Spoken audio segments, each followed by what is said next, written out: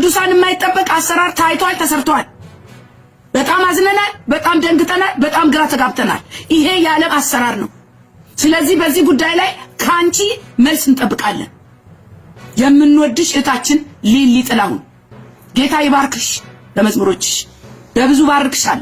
ግን ይሄንን ነገር አጥሪ፣ መጥራት ያለበት ጉዳይ አለ። ከዚህ በኋላ የሚቀጥለው ደግሞ ይሄ የመዝሙር ኮንሰርት የምናምን ኮንሰርት ሚሊኒየም አዳራሽ የሚባል ነገር ሊሊዬ አንቺ በመቶ ዓመት አንድ ጊዜ የምትፈጠሪ ክስተት ነሽ። እግዚአብሔር ለኢትዮጵያኖች ሲራራ የፈጠረሽ የአምልኮ ዕቃ ነሽ። የእግዚአብሔር ክብር መገለጫ ነሽ። በጣም እናከብርሻለን። ወደ አዳራሽ ለመግባት ምንም አይነት ክፍያ የማትጠየቁ መሆኑን ይህም እንድታውቁ መግቢያ የሌለው ነፃ እንደሆነ እንድትገነዘቡ እንፈልጋለን። እኔ ካለኝ ኤክስፒሪየንስ ከዚህ በፊትም በዛች ቤተክርስቲያን በመጋቢ እዚህ አሜሪካን ሀገር እዚህ ኮሎምበስ ኦሃዮ ለገስት ሃውስ ለበነፍስ ወከስ $600 አስከፍለሃል ብዬ መልእክት አምጥቻለሁ እና ይህንን የሊሊን ስፖንሰር ያደረገው እሱ ነውና በሰሜን አሜሪካ ጊዜ ህይወት ነው፣ ህይወትም ጊዜ ነው። ይህ ሐሳብ እርስ በርሱ የማይናጠል አንዱ ያለ ሌላው ትርጉም የሌለው እናም ሰው በጊዜ ውስጥ ህይወቱን ያጣል፣ እንዲሁም ደግሞ በህይወት ውስጥ ጊዜውን ያጣል። ታዲያ ዛሬ የምናወራላት ቃል ኪዳን ጥላሁን ሊሊም ላለፉት ብዙ አስርት ዓመታት ጊዜዋን ማለትም ህይወቷን ለጌታ የሰጠች ተወዳጅ ዘማሪ እህታችን ናት። መዝሙሮቿም የህዝብ መዝሙር እስኪመስሉ ድረስ እስኪሆኑ ድረስ ለእሁድ አምልኮ ተብለው የተሰነዱ የተዘጋጁ እስኪመስል ድረስ ከእርሷ ዝማሬ ውጭ አይዘመር የተባለ የመድረክ ህግ ያለ እስኪመስል ድረስ አምልኮ ላይ የእሷ ዝማሬ ሳይዘመር ውሎ አያልፍም። ምንም እንኳን በዚህ መጠን ልክ መዝሙሮቿ አማኙ ዘንድ ቢደርስም ተወዳጅ ቢሆንም ነገር ግን እርሷ ለብዙ ዘመናት በትህትናና በመሰጠት እዩኝ እዩኝ ሳትል ለዘመናት በደመቀ አገልግሎት ጌታን ያከበረች ስትሆን ለብዙዎች ምሳሌ የሆነች ለብዙዎች የበረከት ምክንያት የሆነች እርሷ ያለ ዋጋ የተሰጣትን ያለ ዋጋ እንካችሁ ያለች የተወደደች እህታችን ዘማሪት ነበረች ነች። ታዲያ ግን ከወደ ሰሞኑ ከወደ ሚሊኒየም በተዘጋጀው የመጽሐፍ ምረቃዋ የተከናወነውና የሆነው ነገር ግን ብዙዎችን አጀብ ያሰኘ ሲሆን አብላጫዎቹም ደግሞ መጨረሻዬን አሳምርልኝ ለዚህ ጊዜ ነው ያስባለ ክስተት ነው። ለአንዳንዶችም ነገሩ ካረጁ አይበጁ አይነት ነገር ነው የሆነባቸው። ነገር ግን በእውነት ሊሊ ቃል ኪዳን ጥላሁን ምን ነካት? ይህንን ሙግት ከማምጣታችን በፊት ለዚህ ሙግት ሐሳብ ከማቅረባችን በፊት በዚህኛው መርሃ ግብራችን እርሷ ከተናገረችው ከተለያዩ መጽሔቶች እንዲሁም ከኢንተርቪዎች የተወሰደው ስለሷ የሚናገረውን የህይወት ታሪክ 1 2 3 4 5 6 7 ልበላችሁ እንበላችሁ። ለመሆኑ ዘማሪት ሊሊ እንዴት ነበረ ወደ ጌታ የመጣችው? ይህ አማኝ ብዙ ጊዜ የሚጠይቀው ተቀዳሚው ጥያቄው አማኝን ካገኘ በኋላ አማኝ መሆኑን ከተገነዘበ በኋላ የሚጠይቀው ጥያቄ ነው። ለመሆኑ እንዴት ወደ ጌታ መጣ? ዘማሪት ሊሊ ወደ ጌታ ስለ መምጣቷ አጋጣሚ ስትናገር እንዲህ ትላለች። ስትናገር ለሚሰማት የቅርብ ጊዜ ክስተት እንጂ የረጅም ዓመት ክስተት አይመስልም። በመጀመሪያ እንደማንኛውም ሰው እግዚአብሔርን እወድ ነበር። ለእግዚአብሔር ፍቅር ነበረኝ። እናም ወደ ቤተ ክርስቲያን ሄድ ነበረ፣ አስቀድስ ነበረ፣ ጾም ጸልይ ነበረ። ነገር ግን እንደዛም እያደረኩ እያለው በመሃል እህቶቼ እውነት የሆነው ኢየሱስ በርቶላቸው ኖሮ ከኔ አስቀድሞ እቤት ውስጥ አንዳንድ ነገር ይነግሩኝ ነበር። ስለ ኢየሱስ ግን እንዴት ነው መቀበል አቃተኝ። እኔ ከሃይማኖት ጋር ስለማያይዘው ነገሩን እነርሱ የሚሉትን መቀበል ደረጃ ልደርስ ቀርቶ ለመስማት እንኳን ፈቃደኛ አልነበረኝም። እነርሱን የሚሰማ ጆሮ እንኳን አልነበረኝም። ግን አሁን ከብዙ ጊዜ በኋላ ሳስተውለው በእርግጥ እግዚአብሔርን ወዳለሁ፣ ግን እግዚአብሔርን ከምወድበት ፍቅር በላይ በወቅቱ ለሃይማኖት የነበረኝ ፍቅር ይበልጥ ነበር። እናም አትኩሮቴ ሁሉ ወደ ሃይማኖት ነበረ። እንደዚህ መሆን አለበት፣ ሃይማኖታችን ነው፣ ሃይማኖታችን እንዲህ ነው፣ ሃይማኖታችን እንዲያ ነው የሚል ነገር ነበረኝ። እናም እግዚአብሔርን ብወድ እግዚአብሔር የሚወድ ነገር በሕይወቴ ውስጥ ቢኖርም እንደዚህ ቀጥታ የሆነ ግንኙነት ከእግዚአብሔር ጋር የለኝም ነበር። እንዴት እንደዛ ማድረግ እንደምችል አላውቅም ነበር። እናም ጸሎቴ ራሱ ልክ የእግዚአብሔር ቃል እንደሚለው አባታችን ሆይ ተብሎ የሚጸለየው ይህ ቀጥታ እግዚአብሔርን የማግኘት ጸሎት አልነበረም። እንዴት ነበረ የምጸልየው? ልክ ሚካኤል ሲሆን ለሚካኤል፣ ገብርኤል ሲሆን ለገብርኤል ነበር የምጸልየው። እናም እንደዛ አይነት ሕይወት ነበረኝ። ነገር ግን ምንም አይነት አመፀኛ ልብ ቢኖረኝም ከቸርነቱና ከእግዚአብሔር ምሕረት ከፍቅሩ የተነሳ ልቤ መሸነፍ ጀመረ።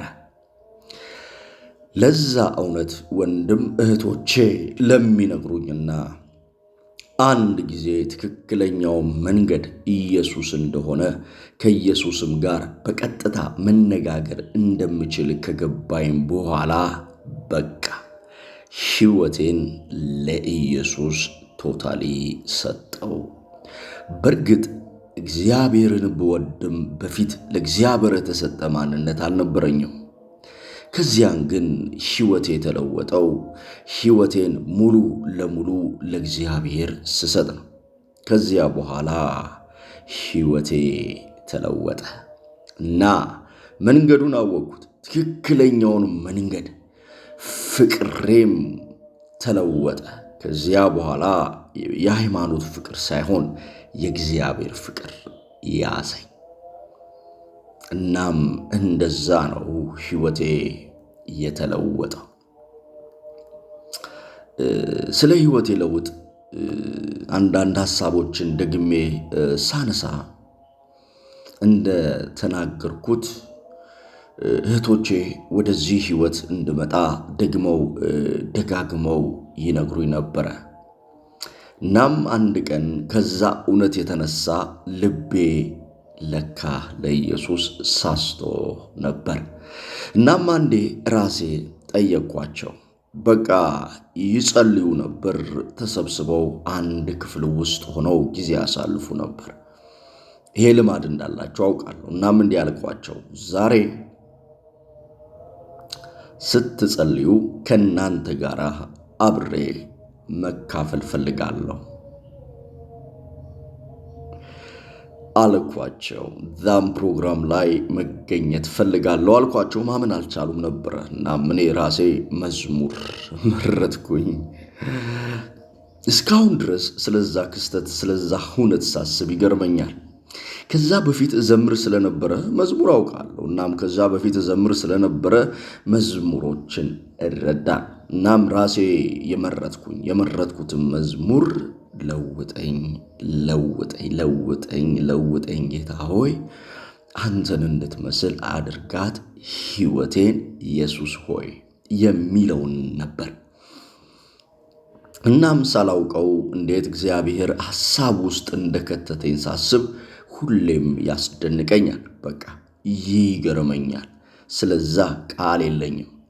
እናም ያንን መዝሙር አብረን ነው ይህንን መዝሙር ነው የምንዘምረው አልኳቸው። ከዛች ቀን ከዛች ደቂቃ በኋላ በቃ እንዳልኩትና እንደዘመርኩት ሕይወቴ ተለወጠ። አዎ ሕይወቴ 100% ለእግዚአብሔር ተሰጠ። ወደ ጌታ ስለ መምጣቷ ይህንን በተደጋጋሚ የምትናገረው እህታችን ወደ ጌታ መምጣቷ ደግሞ እንዴት የሕይወቷን መዘውር ወዳልተጠበቀ ምዕራፍ ውስጥ እንደከተተው ትናገራለች። ስለዛም ነገር ስትናገር ምሳሌ መምረጥ ትመርጣለች። የተሰጠን እኮ ኢየሱስን የሚያክል ነገር ነው። መጽሐፍ ቅዱስ ስለ እሱ ስጦታነት ሲናገር የማይነገረው ስጦታ ይለዋል እና ያ ኢየሱስ ለሁሉም ሰው ነው የተሰጠው። አሁን የኛ አቀባበል ሁኔታ ነው። ስጦታውን ልክ አሁን ለምሳሌ አንድ ስጦታ 3 ሰዎች ተቀበሉ እንበል። አንድ አይነት ስጦታ ከአንድም ሰው ሊሆን ይችላል፣ ከተለያየ ሰው ሊሆን ይችላል። ግን ከአንድ ሰው እንበለው ከምሳሌ ጋር እንዲሄድ። ታዲያ ይህ ስጦታ በአንድ አይነት ወረቀት የተጠቀለለ ስጦታ። እናም አንደኛው ሰው ከፍቶ ቢያየው እናም ከስጦታው የተነሳ ቢደነቅ፣ ሁለተኛው ሰው ቢይዘው ግን ባይገልጠው፣ ሶስተኛው ደግሞ ከነጭራሹ ባይፈልገው ያንን ስጦታና ቢመልሰው ምንድነው ልዩነቱ? በእኔም የሆነው እንደዚህ አይነት ያለው ነገር ይመስለኛል። አየህ፣ እኔ ያንን ስጦታ ያንን ኢየሱስ የሚባለውን ነገር ወዲያው የገለጥኩት። የከበረ ነገር ነበር። ጉጉትም ስለነበረኝ የማወቅ የመረዳት እንዲሁም ደግሞ ምን አይነት እንደሆነ ቀጥታ ከእግዚአብሔር ጋር መገናኘት እንዴት እንደሚቻል ያንን የማወቅ ጉጉት፣ ናፍቆት፣ ረሃብ ስለነበረኝ እያንዳንዱን ነገር ገልጬ አይቼዋለሁ። አሁን ስጦታዋን በሚገባ ተመልክቻታለሁ እና ያንን አስደናቂ ነገር በሕይወቴ ተረድቻለሁ። ያ እውነት እንደሆነ ኢየሱስ ማለት እውነት፣ ሕይወት፣ መንገድ ካለ እርሱ ወደ እግዚአብሔር መንግሥት መግባት እንደማይቻል በቃ በዛን ወቅት ተረድቻለሁ። ስለዚህ ወዲያውኑ በፍጥነት ያደረግኩት ነገር ምንድን ነው? ከኢየሱስ ጋር መገናኘት። በጣም ጉጉት ነበረኝ። ራሱ መጽሐፍ ቅዱስን አነብ ነበር። መጽሐፍ ቅዱስ ካልከው ልክ እንደ መዝሙረ ዳዊት በግዕዝ ነበረ። ያን ሁልጊዜ አነብ ነበረ። እናም ያስገረመኝ ነበር። ሕይወቴ የሚደንቅ ነበር። ልክ እንደዛው በንጋታው ብቻዬን መጸለይ ጀመርኩ። ማለት ግንኙነት ማድረግ ጀመርኩ ከእግዚአብሔር ጋር። እናም እነርሱ ምን ብዬ ጠየቅኳቸው? እህቶቼን የማነበው መጽሐፍ ቅዱስ ስጡኝ አልኳቸው። አዲስ ኪዳን ሰጡ። አዲስ ኪዳን 1 ሳምንት ባልሞላ ጊዜ ውስጥ ነበር የጨረስኩት። ምክንያቱም የማወቅ ጉጉት ነበረኝ። እናም እነርሱ እስኪደንቃቸው ድረስ ሳቅ፣ እስኪደንቃቸው ድረስ ሳቅ ትዝ ብሏት ነው። የሚጨርስ ነገር አይደለም። ሊሊ እስከሚሉኝ ድረስ ከእግዚአብሔር ጋር ያለኝ ሪሌሽንሽፕ እየተለወጠ መጣ። እንዴት መሰለ? በአንድ ምሳሌ ባስቀምጥልህ፣ ሕይወታችን የሚለወጠው ወይም እግዚአብሔርን መውደድ የምንጀምረው ከእግዚአብሔር ጋር መቀራረብ ወይም ከእግዚአብሔር ጋር ብዙ መቆየት የምንችለው እንዴት መሰለ? አሁን አንድ ጥሩ ሰው ስትቀርበው በቀረብከው ቁጥር ለሱ ያለ ፍቅር፣ አክብሮት እየጨመረ እንደሚሄድ እግዚአብሔርን ካልቀረብክ እግዚአብሔርን ማወቅ አችልም። ስለዚህ እግዚአብሔርን ሞር በቀረብከው ቁጥር እግዚአብሔርን እየወደድከው፣ የእግዚአብሔር ማንነት እየተገለጠልህ፣ እግዚአብሔርን እያፈቀርከው ጓደኝነት ወይም ሪሌሽንሽፕ እየጠበቀ ይሄዳል። እና እንደዛ ማድረግ የጀመርኩት መቅረብ በጀመርኩ ቁጥር ፍቅር መሆኑ መሐሪ መሆኑ ምሕረቱ ይህ ሁሉ የበለጠ እግዚአብሔርን እንዳውቅ እንዳከብረው በሕይወቴ መጽሐፍ ቅዱስ እንደው ምን ይላል ስለ እግዚአብሔር? እርሱ የታመነ አምላክ፣ ክፋት የሌለበት እውነተኛና ቅን ነው ይላል። እናም እንደዚህ አይነት አምላክ ጋር መወዳጀት የማይፈልግ ማን ነው? ያንን የበለጠ ባወኩኝ ቁጥር የበለጠ ምርጫዬ፣ የበለጠ ሕይወቴ በዚህ ምድር ላይ እንደሱ ማንም ሊሆንልኝ እንደማይችል ስላወቅኩ በቃ እየተቀራረብን እየተዋደድን ሄድን። አንቺ ያው ጌታን እንደምትወጂ እውን ነው። በሕይወትሽም ደግሞ የእሱን እጅ እንዳየሽ። ለመሆኑ ይህንን ጌታ እንዴት ትገልጨዋለሽ? 1 2 3 ሶስተኛ ላይ እንግዲህ እሷ ጌታን ስለ ሁሉ በላጭነት ከሁሉ በላጭነቱን በተመለከተ እንዲህ ብላ ትናገራለች። ምንድነው በዚህ ምድር ላይ ስንኖር የሚያስደስተን ነገር አለ፣ የሚያሳዝንም ነገር አለ። ታዲያ ይህ ከሆነ ቁም ነገሩ ምንድነው? እንግዲህ ዋናው ቁም ነገር የሕይወታችን መሰረት፣ የደስታችን መሰረት ኢየሱስ መሆኑ ነው። ይህንን ጌታ ኢየሱስ አንድ ጊዜ ለደቀ መዛሙርት ሲያስረዳቸው ምን አላቸው? 2 አድርጎ ለአገልግሎት ከላካቸው በኋላ ተመልሰው ሲመጡ በጣም ተደስተው ነበር። እናም ተደስተው መጥተው ጌታ ሆይ አጋንንት እንኳን በስም ስልጣን ታዘዙልን አሉት። ምክንያቱም ከዛ በፊት እነርሱ እንደዛ አይነት ነገር ሲያደርጉ አይተው አያውቁም ነበር። እንደዛ ማድረግ እንደሚችሉ አያውቁም ነበር እና የእነርሱ የመጨረሻ ደስታቸው ያ ነበር። ግን ምን አላቸው ጌታ ኢየሱስ ክርስቶስ? ሰይጣን እንደ መብረቅ ከሰማይ ሲወድቅ አየሁ አላቸው። በጣም አቀለለባቸው።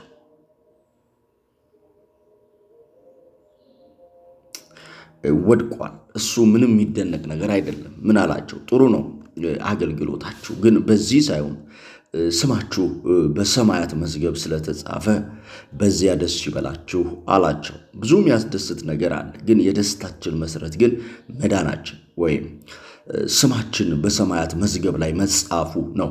ይህን እንድናውቅ ነው የሚፈልገው ጌታ። እንዳንደሰት ሳይሆን በዚህ እንድንደሰት። ይህ አይነት ደስታ ካለን አንኮንዲሽናል የሆነ ደስታ አለን ማለት ነው። ዋናው ቁም ነገሩ ምንድን ነው? ያ ስማችን በሰማያት መዝገብ ሊጻፍ የቻለው ከኢየሱስ ክርስቶስ የተነሳ። ስለዚህ መሰረታዊ ነገር ሁሉም ሰው ከገባው አንኮንዲሽናል የሆነ ፍቅር፣ ደስታ፣ እርካታ፣ ሰላም ይኖረዋል። በነገሮች ላይ ያልተመሰረተ። እንደዚህም ሆነን ደስ ሊለን እንደ ማንኛውም ሰው ልንሆን እንችላለን፣ ግን መሰረታችንን አይነቃነቅም ማለት ነው። እኔ ብዙ ሰዎች በተለይ ወጣቶች በድራግና በአንዳንድ ነገሮች ሲያዝ ፍርጄባቸው አላውቅም። ለምን እንደዚያ ታደርጋለህ አልልም፣ ማለትም አልችልም። ምክንያቱም ምርጫ የላቸውም። እዚህ ምድር ላይ ለመኖር የዚህ ምድር መከራ ለመርሳት አንድ ነገር ማድረግ አለባቸው። ጉዳዩ የቱ ጋር መሰለ? የመረጡት ነገር ለዛች ደቂቃና ለዛች ወቅት መከራና ጭንቀታቸውን ያስረሳቸዋል። ሌላ ምርጫ ስለሌላቸው ያንን መርጠዋል። የመረጡት ነገር ግን ትክክል አይደለም። በእርግጥ ያ ነገር ጭንቀታቸውን ሊያስረሳቸው ቢችል ለተወሰነ ጊዜ፣ ነገር ግን ቃሉ እንደዚህ ብዬ ብጠቀም ትክክል ይሁን አይሁን እንጂ የኔ ምርጫ ኢየሱስ ነው። ኢየሱስ ለእኔ እኔን ሳይጎዳ እኔ ያለሁበትን ነገር ሊያስረሳኝ ይችላል። እኔን ሊያረካኝ ሊያጠግበኝ ይችላል። ለትንሽ ደቂቃ፣ ለተወሰነ ጊዜ ወይም ለጭንቀት ጊዜ ብቻ ሳይሆን ለዘላለም። ስለዚህ እኔ ትክክለኛው ምርጫ የትኛው እንደሆነ አውቄያለሁ። ስለዚህ ትክክለኛው ምርጫ ኢየሱስን መርጫለሁ። እነርሱ ግን አላወቁም፣ ወይም ኢየሱስ ከሱስ እንደሚበልጥ እነርሱን ሳይጎዳ ሕይወታቸውን አፌክት ሳያደርግ ለዘላለም አስደስቷቸው አርክቷቸው እንደሚኖር አላወቁም። ስለዚህ አይ ካንት ብሌም ዘም። ግን ቢያውቁ ኖሮ ኢየሱስ የሚያሳርፍ የሚያረካ መሰረታዊ ደስታ ምንም የማይነቃነቅ ደስታ እንደሚሰጥ ቢያውቁ ይህንን አያደርጉም ነበር። just like መጀመሪያ እንደነገርኩ ስጦታ ኢየሱስ የሚባል ስጦታ ተሰጥቶናል። ሕይወት ነው፣ መንገድ ነው፣ እውነት ነው፣ ደስታ ነው፣ ሰላም ነው፣ ጤንነት ነው፣ እርካታ ነው፣ ብዙ ነገር ነው። ግን ያንን ማወቅ የሚቻለው መጀመሪያ ያ የተሰጠኝ ስጦታ ለኔ ነው ብሎ አረጋግጦ መያዙ ነው። ከያዙ በኋላ ያንን ስጦታ መክፈቱና ማየቱ ምን እንደሆነ መሞከሩ፣ ከዚያ በኋላ ሰው ራሱ መወሰን ይችላል። አንዴ ምን አይነት ዘመን እንዳሳለፈ፣ ምን አይነት ምኞት እንዳሳለፈ ይረዳል። እና ኢየሱስ እንደዚህ አይነት አምላካችን እንደዚህ አይነት አምላክ መሆኑን ማየትና መረዳቱ ነው ዋናው ቁም ነገሩ። በቃ ቀላል ነው። ታዲያ ሊሊን ሕይወትን ከጌታ ውጪ ደግሞ ብታስበው ወይም ደግሞ ጌታን ባታውቅ ጌታ ባይኖራት ሕይወቷ ምን ሊመስል ይችል እንደነበረ በተጠየቀችበት ጊዜ ምን አይነት ምላሽ ሰጠች? ጌታ ባይኖራት ስለሚኖራት ሕይወት እንዲህ ትላለች። ምን እንደምል አላውቅም። ሁልጊዜ የሚያስደንቀኝ ነገር ሕይወቴ በሙሉ ያቆመው ነገር ነው። ኤቭሪ ሲንግል ሚኒት እግዚአብሔር ባይኖረኝ ምን ሆን ነበረ የሚለው ጥያቄ አለ። በቃ እና ብዙ ሰዎች ሲናገሩ ሰው ካለ ምንም ነገር መኖር ይችላል። ሰው ካለ ምንም ነገር መኖር ይችላል። ያለ ምግብ ያለ ውሃ መኖር ይችላል ለተወሰነ ጊዜ። ካለ ተስፋ ግን መኖር አይችልም። ተስፋ የሌለኝ ሰው ነበርኩ እና ምናልባት ይህን ያክል ጊዜ በሕይወት ላልኖር እችል ነበረ። እናም ሁሌ ሕይወቴ በጉጉት እንዲሞላ ያደረገው ያቺን ነገር ስለማስብ ነው። ኢየሱስ ባይኖረኝ ኖሮ ማን ሕይወት ይሆነኝ ነበረ? ማን ጓደኛ ይሆነኝ ነበረ? ከሁሉ በላይ ደግሞ እኔን የሚያስደንቀኝና የሚያስደስተኝ ነገር እግዚአብሔር እኔ ኢየሱስን ማወቄ ሳይሆን እርሱ ያስደስታል። ከዛም በላይ እንደዛው በዛው መጠን ልክ ኢየሱስ እኔን ማወቁ ያስደስተኛል። ማን ነበረ እኔን የሚያውቀኝ? ራሱ ስለ ራስህ ስታስረዳ መኖር እኮ እንደዚህ ነኝ እኔ ይህን የተናገርኩት እውነቴን ነው እኮ እንደዚህ አይነት ሰው ነኝ እያልኩ ሳልናገር መኖር መቻሌ፣ ምክንያቱም አምላካችን ልብን ኩላሊትን የሚመረምር አምላክ ስለሆነ ስለሚያውቀኝ ካለምንም መግለጫ ካለመስጠት ከሱ ጋር መኖር መቻሌን ሳስበው እሱ ባይኖረኝ ማን ነው ሕይወቴ? ማን ነው ደስታዬ? ማን ነው እርካታዬ? እንዴት እኖር ነበር የሚለውን ጥያቄ ለእኔ አስደናቂ ጥያቄ።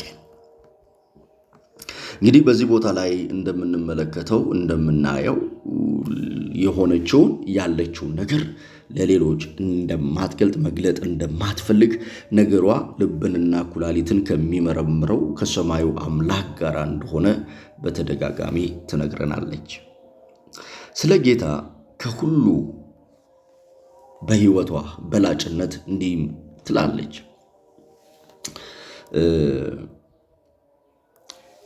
ማንም ሰው ጋር ሄደ ስለ እግዚአብሔር ብታወራለት ማንም እግዚአብሔርን የማያውቅ እግዚአብሔርን የማይወድ ሰው የለም። ልዩነቱ የመሰጠት ጉዳይ እና ለጌታና እኛ ጌታን ስንቀበል በተለዋጭ ምንድን ያደረግነው? ሕይወታችንን ነው የሰጠነው። ከዚያ ደቂቃ ጀምሮ ሕይወታችን የኛ አይደለም። አሁን ለብዙ ሰው ያልተገለጠለት ነገር ይሄ ነው። የሕይወቴ መሪ አንተ ነህ ብለን በእግዚአብሔር ፊት ቃል ገብተናል። ከዚያ ሕይወታችን በሙሉ እሱ ተረከበው ማለት ነው። ከዚያ በኋላ ሕይወት የሚባል ነገር የለንም። ሕይወት ማለት ማን ነው? ከዚያ በኋላ ኢየሱስ ነው። በቃ የኛ ሕይወት ኢየሱስ ነው። ይሄ ነው ትክክለኛው መንገድ። እንደዚህ አይነት አስተሳሰብ ካለን ገና አልተለወጥንም ማለት ነው። ትንሽ ያስቸግራል ክርስቲያንን ለማለት። ምክንያቱም ክርስቲያን ማለት ክርስቶስን የሚከተል ማለት፣ ስንከተለው ደግሞ ሰጥተ ነው ማለት ነው። እኛ ሕይወት የሚባል ነገር የለንም። ለዚያ ነው ብዙ ጊዜ በክርስትና ሕይወታችን አንዳንድ ነገሮች ሰርፕራይዝ የሚያደርጉን። ምክንያቱም ያልጠበቅናቸው ነገሮች በሕይወታችን ላይ ይመጡና ምንድን ነው ብለን እንጠይቃለን። ምክንያቱም ብዙ ጊዜ እናስባለን እስቲል የኛ ሕይወት በእኛ እጅ እንዳለ፣ ግን በቃ እሱ ነው አዛዡ፣ እሱ ነው መሪው፣ እሱ ነው በፈለገው መንገድ የሚያስኬደን። እኛ አንድ ነገር አስበን እንደዚህ አደርጋለሁ ብለን ሳይሆንልን ይቀራል። መጨረሻው ለኛ ጥቅም ሆኖ ለጥሩ ነገር በኋላ ለሚገባን ነገሮች ለጊዜው አሁን የማይገቡን የኛ አይደለም። ህይወታችን በመሰረቱ ህይወታችን የኢየሱስ ነው። እንዴት ብዬ እንደማስቀምጠው አላቅም፣ ቃላቶች ያጥሩኛል። ሌላው እንግዲህ የሌላው የህይወት ፈርጇ የሷ ሚስትነት ነው፣ ለልጅ እናትነት ነው። ያንን በተመለከተ ደግሞ እንዲህ ትላለች ስለ ራሷ ህይወት፣ ስለ ቤተሰቧ ህይወት። ይህ መሰረት ጉዳይ ነው። መሰረቱ ፍቅር ላይ ስለተመሰረተ ነው። የፍቅር መሰረት አለ። የኔና የእግዚአብሔር ግንኙነት ጥሩ መሰረት ላይ ነው ያለው። አሁን ብዙ ሰዎች ጥያቄ የሚፈጥርባቸው እንዴት ነው እንደዚህ ልትወጂው የምትችዩ? ማንን? እግዚአብሔርን። ይሄ ፍቅር የሚመጣው ይሄ መሰረት ያለው ፍቅር የሚመጣው መጀመሪያ እንዳልኩት ከመቀራረብ የተነሳ ነው። ጥሩ ምሳሌ እንዲሆን በምድራዊ ህይወታችን አንድ ሰው እንዴት ነው የምንወደው? ከወደድነው ወደድነው ነው ማለት ነው። ወይም ባልና ሚስት እንደሚጋባው እንዋደዳለን በመጀመሪያ። ከዛ በኋላ ቃል ኪዳን እንገባለን። ከዚያ አብረን እንኖራለን። ከዚያ በኋላ ምንም የሚለያየን ነገር የለም። ምክንያቱም ጥሩ መሰረት ስላለን ነው። ልክ እንደዛ ነው። ከእግዚአብሔር ጋር ያለኝ ግንኙነት በጥሩ መሰረት ስለተመሰረተ በፍቅር መሰረት ላይ እንዴት ልትወጂው ቻልሽ የሚለው ነገር ልክ እንደዚሁ በምድራዊ ሰው የምንወድበት ፍቅር አይነት ነው። ሰውን ካልቀረብነው፣ ያን መልካም የሆነን ሰው ጥሩ የሆነ ሰው ካልቀረብነው፣ ካልተቀራረብን ያ ፍቅር አያድግም። ፍቅር መጀመሪያ መያዝ ትጀምራለህ፣ በፍቅር መያዝ። ከዛ የሚቀጥለው ደግሞ መነደፍ ነው። ከዚያ ደግሞ ወደ ማበድ ይቀጥላል፣ ያድጋል። የሚያድግ ነገር ነው። ያ ሁሉ ግን የሚመጣው ከመቀራረብ ነው፣ ከማወቁ ነው። ያለህን መጀመሪያ የነበረህን ስለ እግዚአብሔር አመለካከት በኋላ ደግሞ ያወቀው ስትመጣ አንዳንዴ ምን አይነት አምላክ ነው ያ ማወቅ ፍቅር እየጨመረ ይሄዳል። እናም ከዚያም የተነሳ ነው መሰረቱ ጥሩ መሰረት ላይ ስለተመሰረተ ነው። በምንም አይነት ሁኔታ ውስጥ ባልፍ፣ ዝቅ ብልም ከፍ ብልም እርሱ ጓደኛዬ ነው፣ እርሱ ህይወቴ ነው። ከሱ ፕሬዘንስ ውጪ መኖር አልችልም። ብዙ ሰዎች ምንድነው የምትዩ? ምንድነው የምትጸልዩ? እግዚአብሔር ምን አምጣ ነው የምትዩ ይሉኛል። ምክንያቱም መጸለይ ማለት አምጣ፣ ውሰድ ወይም ይሄን ታድርግ እንደማለት ነው የሚያዩት። ግን ለኔ ግን በልውና ውስጥ በሱ ፕሬዘንስ ውስጥ ልክ ሰውን ስትወደው እሱን ማየት እንደምትመኘው በቃ ምን ጊዜም ያንን ሰው አይቼ ምን ጊዜ አግኝቼ ብለ እንደምትናፍቀው ምንም ፍቅር ማለት ያ ነው። ምንም ልዩነት የለውም። ያ ፍቅር ከእግዚአብሔር ጋር ሲሆን ማለት ነው። ልክ አንተ አንድን ሰው እንደምትወደው ለምሳሌ አንድ ባለቤት ብትኖርህ ባለቤትህ እንዴት እንደምትወዳት ልታያት እንዴት እንደምትናፍቃት፣ ወይም ፍቅረኛ ቢኖርህ ያቺን ፍቅረኛ ልታውራት እንደምትፈልግ። አሁን አንድ ፍቅረኛ ቢኖርህ መቼ አግኝቻት፣ መቼ ገንዘብ ጠይቂያት አትልም። መቼ አንድ ነገር ከሷ ወስጄ አትልም። ምክንያቱም አንተ እሷን ማግኘት፣ ከሷ ጋር መነጋገር፣ የእሷን ድምፅ መስማት ነው የምትፈልገው። ልክ እንደዛው ነው። ልዩ ነገር የለውም። ወደ እግዚአብሔር ሲመጣ፣ ወደ መንፈሳዊ ዓለም ሲመጣ ለእግዚአብሔር ፍቅር የተለየ አይነት አይደለም። ስለዚህ በከፍታ ውስጥ ብንሆንም፣ በዝቅታ ውስጥ ብንሆን፣ በማይመች ሁኔታ ውስጥ ብንሆን፣ ልጅ በወልድ ስራ ቢበዛብኝ ያ ፍቅር ስለ እግዚአብሔር እንዳወራ ያደርገኛል። ያ ከመቀራረብ የተነሳ የመጣው ፍቅር ስለ እሱ መናገር እንዲችል ያደርገኛል። አንድ ሰው ስትወደው ስለ እርሱ ማውራት እንደማትጠግበው፣ ማወቅ እንደማትፈልግ፣ ማቆም እንደማትፈልግ፣ አጋጣሚዎችን እንደምትፈልግ፣ ከዚያ የተነሳ ምንም አይነት የማይለወጥ ነገር የሚኖረኝ ኤኒታይም ኤኒዌር ስለ እርሱ ማውራት ነው የምችለው። መልካም እንግዲህ ይህን ካልን ሌላኛው ሐሳብ በአገልግሎት ውስጥ ስላለው ደስታ፣ ስላለው ህይወት ምን ትላለች? ስለ እሱ ጉዳይ ሳስብ፣ ጌታን በማገልገሉት ውስጥ ስላለው ደስታ፣ ስለ ህይወቱ ሳስብ ምንም ምድር ላይ ያለ ቃል ሊገልጽልኝ አይችልም። ግን እሞክራለሁ ይህን ነገር ለመመለስ። ብዙ ሰው እንደዛ ነው የሚመስለው። ምክንያቱም መጀመሪያ ከሰማይ ኢንፎርሜሽን የተነሳ ከሰማው ኢንፎርሜሽን የተነሳ ነው። እግዚአብሔር መከተል ማለት እንደዚያ ለማድረግ እንደዚያ ማድረግ። እንደዚህ አይነት አመለካከት ስላለው። ነገር ግን አንድ ጊዜ ኢየሱስን ከተከተልክ ካወቅ ልክ እንዳልኩ ከፍቶ ማየት እርካታም ደስታም ሁሉም በኢየሱስ ውስጥ ነው ያለው። እናም አንድ ጊዜ ኢየሱስን ካወቅኩት በኋላ ሕይወት ማለት ለኔ ያ ነው። ሆነ ካላየኸው ለመግለጥ በጣም ይቸግራል። መሆን ነው የሚያስፈልገው። ከሆንከው በኋላ ትገረማለህ። ምን አይነት ሕይወት ነበር የኖርኩት እስከምትል ድረስ። እናም ደስታ ማለት እርካታ ማለት ኢየሱስ ነው። እናም ብዙ ሰዎች ከኢየሱስ ጋር መሆን ማለት መታሰር ነው ብለው ነው የሚያስቡት። ግን ከኢየሱስ ጋር መሆን ማለት መፈታት ነው። ይህን ቃል አይበቃኝም። ሁሉም ሰው እያንዳንዱ በግሉ ሊለማመደው የሚገባው ነገር ነው። ከኢየሱስ ጋር መሆን ማለት ከኢየሱስ የተነሳ ክብር አለ፣ ከኢየሱስ የተነሳ ውበት አለ፣ ከኢየሱስ የተነሳ መወደድ አለ።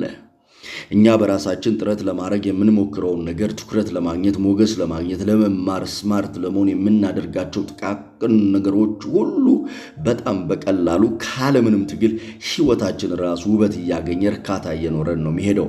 I have no word።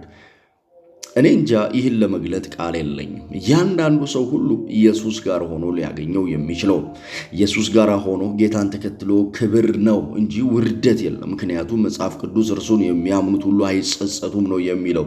እግዚአብሔርን ስላመንን ወይም ሕይወታችን ለሱ ስለሰጠ አስበው እስቲ። ቆይ እንደዚህ አይነት አምላክ ነው ተብሎ ስለ እግዚአብሔር በአንድ ቃል ሲነገር እውነተኛ እና ክፋት የሌለበት የታመነ እውነተኛና ቅን ነው ይላል።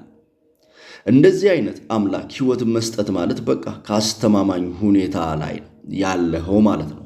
በጣም አስተማማኝ ነው እንደዚህ አይነት መሆኑ። እግዚአብሔርን ብናውቀው ይህን ኢየሱስ የምንለው ሕይወታችን የምንሰጠው ማን ብናውቅ እኛ እኮ ራሳችን ተሽቀዳድመን ሕይወታችንን የምንሰጠው ምክንያቱም we are in the safe place እኮ ደህና ቦታ ላይ እኮ ነን። ኤኒታይም አስተማማኝ አምላካችን ኤኒታይም ምንም ክፋት የሌለበት አምላክ ነው ያለን። እውነተኛ አምላክ ነው ያለን። እውነትን የሚናገር ነው። አንድ ጊዜ ውሸት የማይገኝበት ቅን ነው። የማትጠራጠረው አንድ ነገር ያደርገኛል ይሆን ወይስ አድቫንቴጅ ይወስድብኝ ይችላል ለማትለው ነው።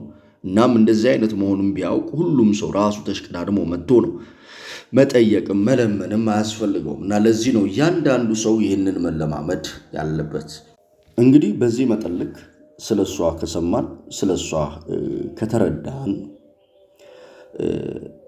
አሁን ላይ የሆነው ነገር ያጋጣሚ ነገር ነው ወይንም ደግሞ አሁን ላይ በሷ የተከናወነው የተደረገው በመጽሐፍት ምረቃዋ ጊዜ የሆነው ነገር ምንድነው? ከሷ ቁጥጥር በላይ የሆነ ነገር ነበረ ወይ? ፕሮግራሙን ተፈራርማ ፕሮግራሙ አዘጋጁ በሚፈልገው መንገድ የሚሆን ነው ወይስ ደግሞ ፕላንድ የሆነ ነገር ነው? እንግዲህ በተነሱ ሐሳቦች ዙሪያ ከሷ ቃለ መጠይቅ ከበፊት ነገሯ ተነስተን ስንመለከት እዩኝ የማትል ዋጋዋን ከሰው ለመቀበል የማትፈልግ የማትጓጓ እንደዛ አይነት ሐሳብ የሌላት እንደሆነች እንረዳለን ሊሊ። ምክንያቱም ያለፉትን ዓመታቶች መዝሙሮቹን በምታዘጋጅበት ጊዜ ያለ ዋጋ ስለምታቀርበው ወይም ደግሞ እንካችሁ ብላ ለቤተ ክርስቲያን ስለምትሰጥ። ታዲያ አሁን ላይ የሆነው ነገር ምንድነው? መጽሐፏን በተመለከተ ነው ጥያቄው።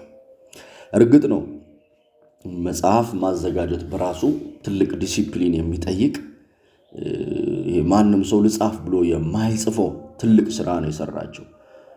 ለዘማሪዎችም ምሳሌ ሊሆን የሚችል ነው። በእርግጥ ተከስተም ዘማሪ መጋቢ ተከስተም ጌትነት ተከስተ ጌትነትም መዝሙር እንዳለው ዘማሪ እንደሆነ ሁሉ መጽሐፍ እንዳለው እናውቃለን።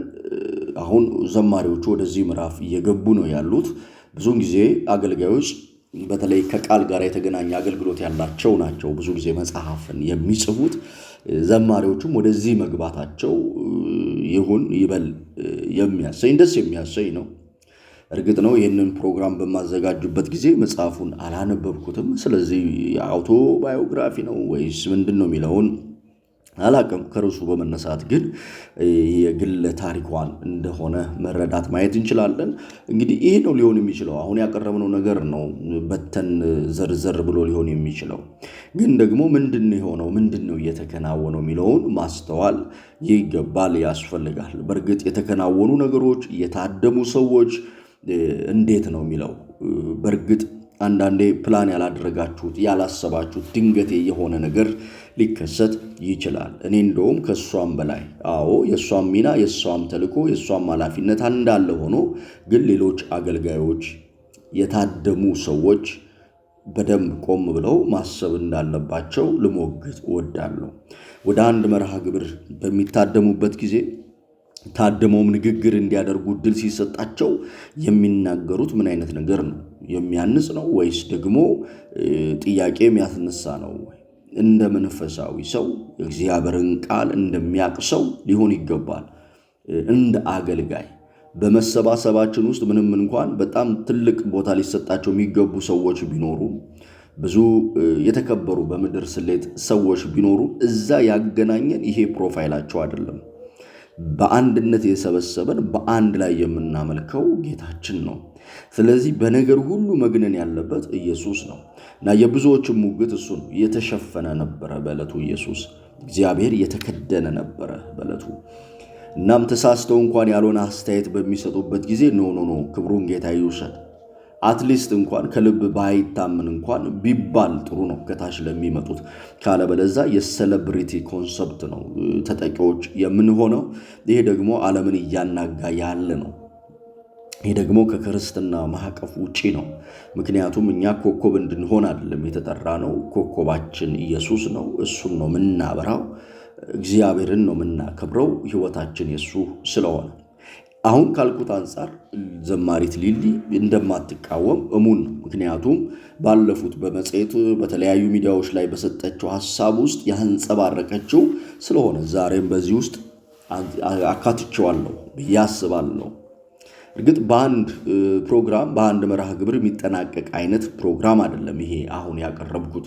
ቢሆንም ግን ሊሊ ኃላፊነቱን ወስዳ ይሄ ፕሮግራም ይሄ መርሃ ግብር እስኪሰናዳ ድረስ ይቅርታ አልጠየቀችም። መቼ እንደሚሰራጭም እንደሚለቀቅ አላውቅም። ይሄ ስራ ምናልባት እንግዲህ ይሄ ሲሰራ ይሄ እስካሁን በተሰራበት ሂደት ውስጥ መረዳት መገንዘብ ያለብን ወጣ ይሄ ነው የሚለውን አላለችም። ስለዚህ እንሰምሃው አልታያትም፣ አልተሰማትም። እሱ ካፈሩ አይመልሰኝ አይነት ነገር